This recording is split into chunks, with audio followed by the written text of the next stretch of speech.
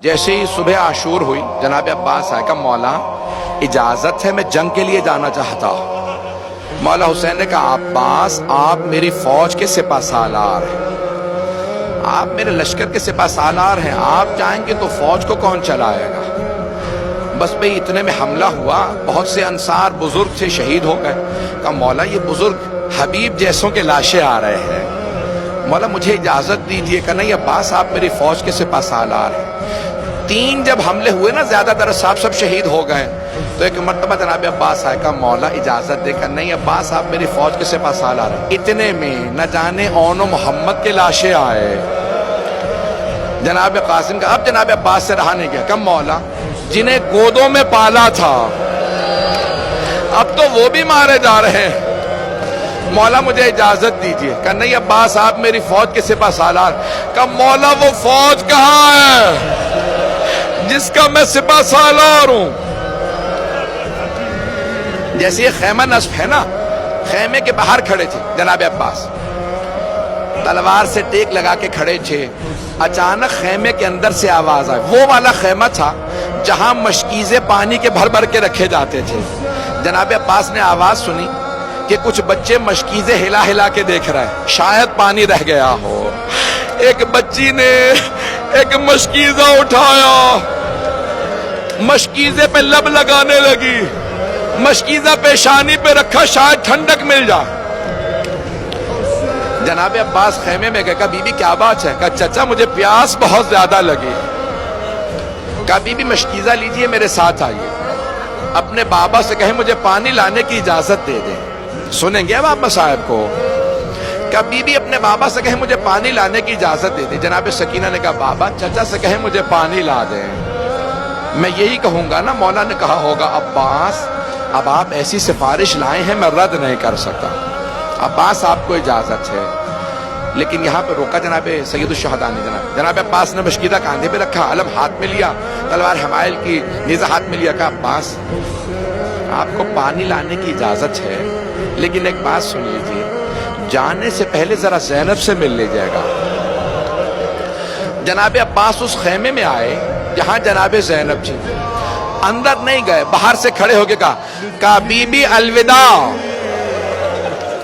Be be میں جنگ کے لیے جا رہا ہوں، پانی لینے جا رہا ہوں، جنگ کی تو اجازت نہیں ملی، پانی لینے جا رہا ہوں۔ جناب زینب نے کہا عباس جانے سے پہلے ذرا کچھ دیر کے لیے خیمے میں تشریف لائیے۔ جناب عباس آئے، جب آئے نا خیمے میں سر جھکا کے کھڑے ہو گئے، آنکھیں بند ہیں۔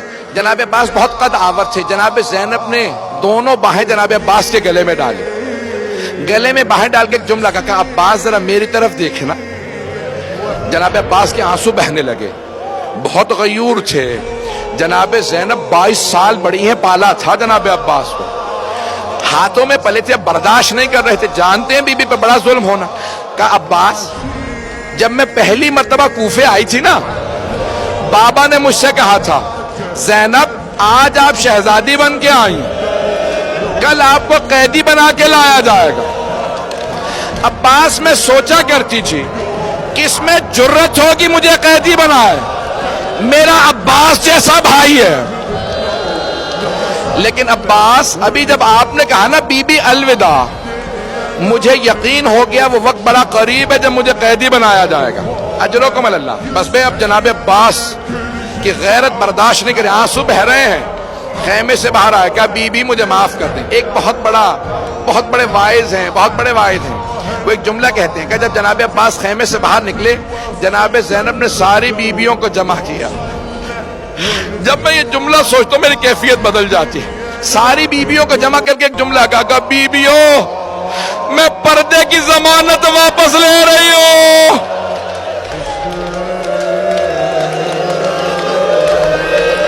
میرا عباس چلا گیا، اب پردوں کی کوئی ضمانت نہیں۔ بس بھئی شاید میں پوری شہادت نہ پڑھ سکوں، روک کے 2 جملے کہوں آپ سے، آخری جملوں سے پہلے ذرا 2-4 منٹ کی زحمت دوں گا، بس میں نے تمام کیا۔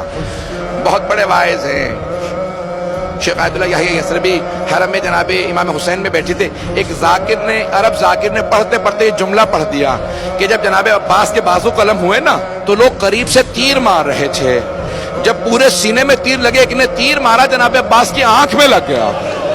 جب دہنی آنکھ میں تیر لگا مولا نے پہلی مرتبہ کہا مولا میری مدد کرو. امام حسین سے کہا مولا میری آنکھ میں تیر ہے.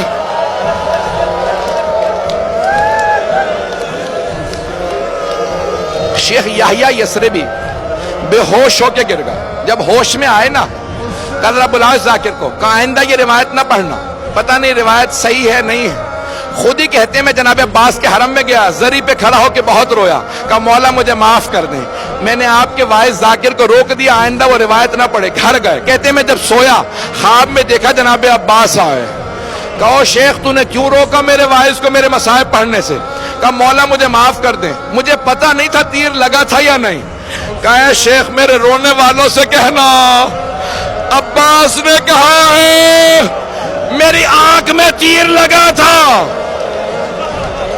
میرے رونے والوں سے کہنا جب آنکھ میں تیر لگے تو ہاتھ سے نکالا جاتا، جس کے بازو نہ ہو اس کی آنکھ میں تیر لگے وہ کیسے تیر نکالے گا؟ مولا کہتے ہیں جب تیر لگا میں نے سر جھٹکا، میں نے بہت سر جھٹکا، تیر نہیں نکلا. میں نے سر جھکایا، گھٹنوں سے تیر کو پکڑا. جب میں نے تیر کھینچا میری آنکھ میں تکلیف محسوس ہوئی. میں نے پہلی مرتبہ کہا بھیا میری مدد کرو.